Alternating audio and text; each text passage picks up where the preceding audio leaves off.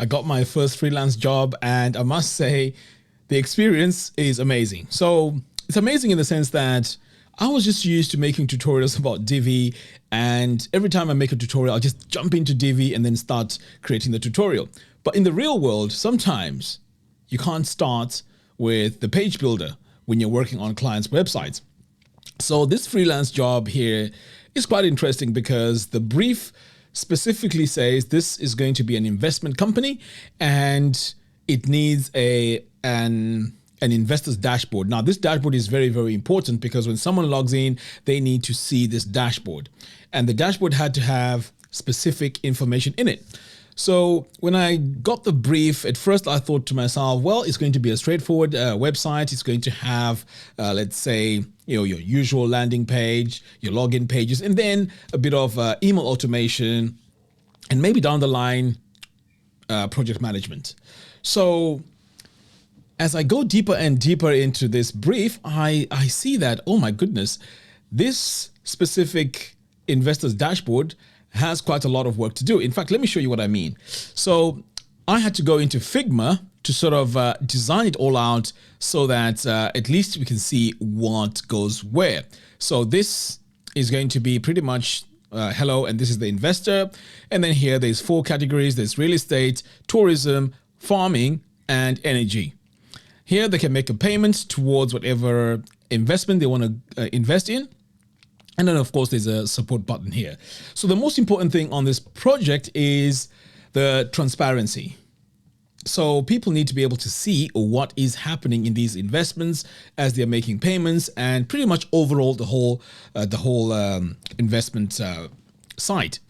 So as I look at this, I'm thinking to myself, maybe I could just recreate this in Divi. And trust me, it didn't work out. I was avoiding Figma for so many years, but now I truly see why it's important in some cases.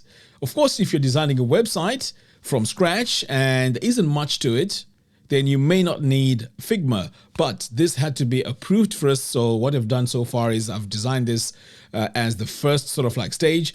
Now, I'm not too worried about the colors right now. We're going to find the proper color palette and then add in all the colors properly. So this is where I am.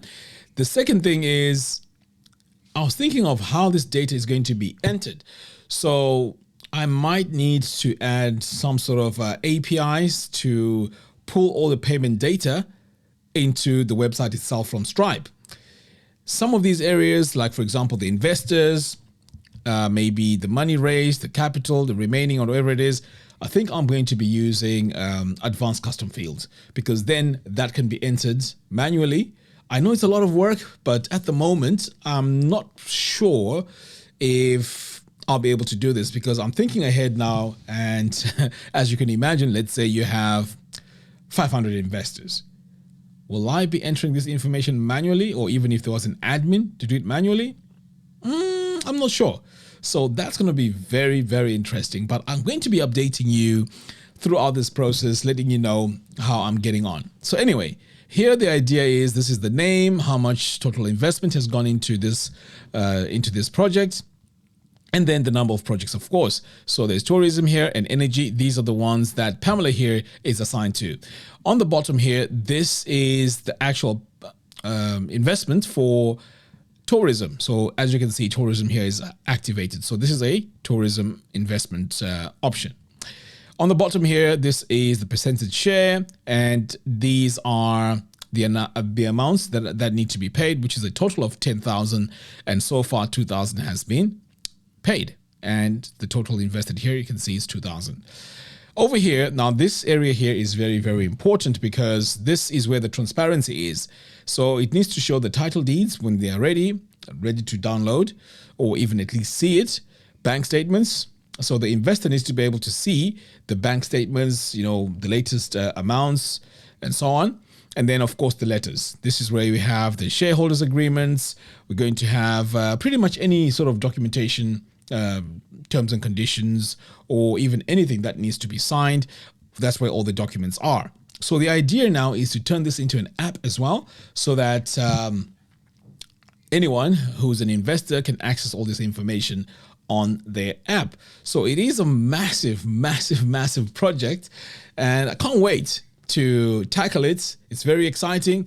I haven't designed anything like this before, but as you can see, it's got dynamic data and so on.